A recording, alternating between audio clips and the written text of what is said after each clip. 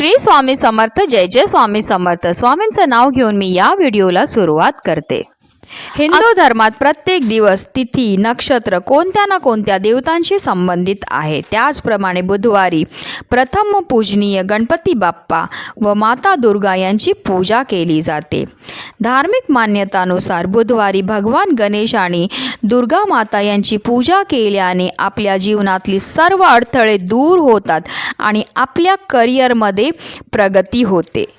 आणि म्हणूनच जर आपल्याला महिन्याचा पगार पुरत नसेल, खूप कष्ट करतो, मेहनत करतो, पैसा तर येतोय पण आलेला पैसा आपल्याला पुरत नसेल, काही ना काही कारणाने खर्च खूप वाढलेले असतील, तर आपल्याला बुधवारच्या दिवशी 1 रुपया इथे ठेवायचे आहे. त्यामुळे आपल्याला श्रीमंतीचा योग तर सुरू होणारच आहे.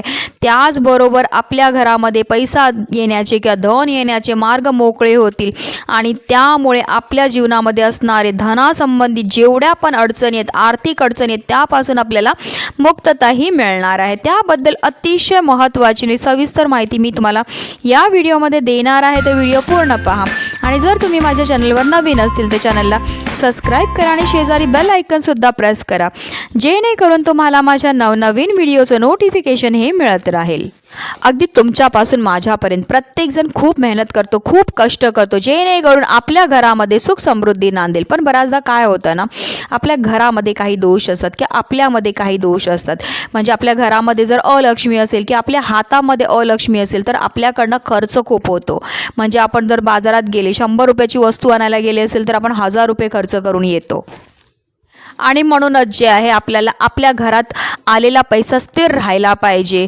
घरामध्ये माता लक्ष्मीचा वास असला पाहिजे आणि अलक्ष्मी आपल्या घरातनं काढता पाय करून निघून गेली पाहिजे. त्याच करता जे आहे महिन्यातल्या कोणत्याही बुधवारी तुम्ही हा उपाय करू शकता. जर ह्या बुधवारी नाही जमलं तुम्हाला करायला तर पुढच्या बुधवारी करा, तेव्हा नाही जमलं तर त्याच्या पुढच्या बुधवारी करा.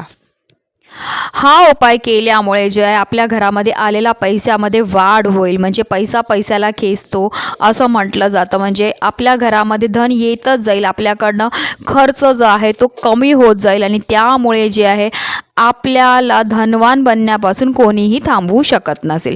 त्याच्याकरता आपल्याला सगळ्यात पहिली गोष्ट जी करायची ती म्हणजे जेव्हा आपल्याला महिन्याचा पगार येतो. आता काही काहींना कॅश पैसे मिळतात किंवा काही काहींना अकाउंटमध्ये मिळतात. तर तुम्हाला कॅश मिळत असेल तरी किंवा तुमच्या अकाउंटमध्ये पैसे येत असतील तरी जे आहे तो, जर तुमच्या अकाउंटमध्ये पैसे येत असतील तर तुम्हाला काय करायचं, तुमच्या अकाउंटमधनं जे आहे ना फक्त 100 रुपये तुम्हाला काढून घ्यायचे आहेत.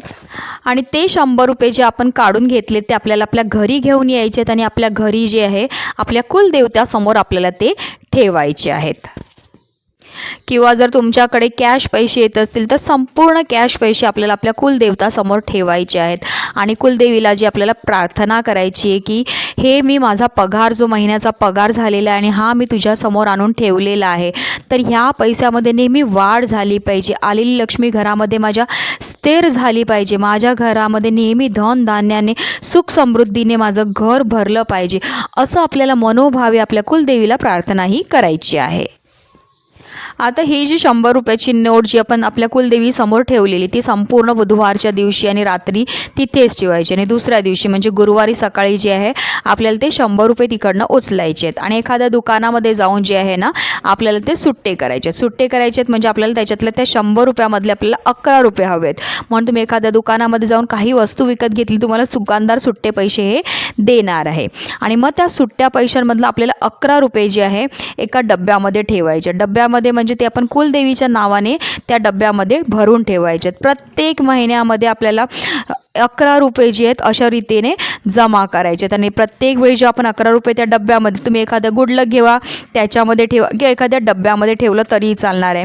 आणि त्या डब्यामध्ये जेव्हा आपण 11 रुपये ठेवणार असतील तेव्हा आपल्याला आपल्या कुलदेवतेला सांगायचं आहे की हे मी तुझ्या नावाने पैसे ह्या डब्यामध्ये ठेवत आहे, तर माझ्या घरामध्ये नेहमी धनाची आवक वाढली पाहिजे, माझ्या घरामध्ये नेहमी धन हे येतच गेलं पाहिजे. ह्या रीतीने आपल्याला कुलदेवतेला बोलायचं आहे आणि ते 11 रुपये त्या डब्यामध्ये दर महिन्याला भरायचे आहेत. अतिशय प्रभावी असा हा उपाय केल्यामुळे जे आहे आपल्यावर आपल्या कुलदेवतेचा विशेष आशीर्वाद असतो. कारण बुधवारच्या दिवशी जे आहे गणपती बाप्पांबरोबर दुर्गा माताची विशेष पूजा केली जाते, सेवा केली जाते, आराधना केली जाते.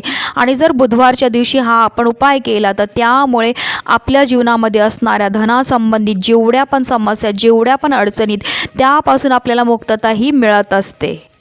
अतिशय साधा आणि सोपा उपाय आहे जो कोणीही करू शकतो. आता हे जे आपण दर महिन्याला 11 रुपये जे आहेत ते आपण जमा करतो, त्याचं आपल्याला पुढे काय करायचं आहे तर तुम्ही जेव्हा पण तुमच्या कुलदेवीच्या दर्शनाला जातील तेव्हा हे सर्व पैसे तुम्हाला घ्यायचे आहेत आणि तिथे गेल्यानंतर जे आहे गोरगरिबांना तुम्हाला ते दान करायचे आहेत. असं केल्यामुळे जे आपल्या कुलदेवतेची आपल्याला भरभरून कृपा आशीर्वाद हे मिळत असतात. नक्की करा. तुमच्या जीवनामध्ये असणारे जेवढ्या पण आर्थिक अडचणीत, आर्थिक समस्येत, त्यापासून तुम्हाला 100% मुक्तताही मिळणार आहे. आणि म्हणूनच व्हिडिओ जास्तीत जास्त लोकांपर्यंत शेअर करा जेणेकरून प्रत्येकाच्या आयुष्याचं कल्याण हो हीच मनामध्ये इच्छा. श्री स्वामी समर्थ. जय जय स्वामी समर्थ.